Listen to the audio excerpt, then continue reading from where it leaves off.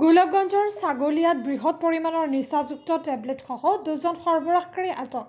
গোলাপগঞ্জৰ ছাগলীয়াত বৃহৎ পৰিমাণৰ নিচাযুক্ত টেবলেটসহ দুজন ব্যক্তিক আটক কৰিবলৈ সক্ষম হয় ছাগলীয়া আৰক্ষীয়ে।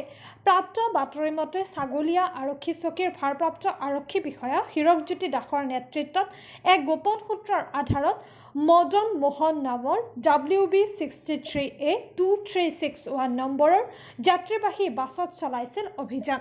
অভিযানত বৃহৎ পৰিমাণৰ নিচাযুক্ত টেবলেট জব্দ কৰাৰ লগতে দুইজন ব্যক্তিক আটক কৰিবলৈ সক্ষম হয় ছাগলীয়া আৰক্ষীয়ে।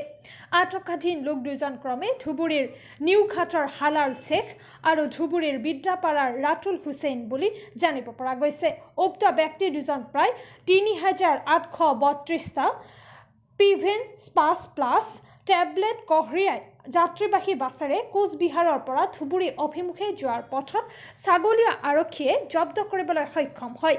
আগমনিৰ পৰা নুৰ মহম্মদৰ report, north east frontier news.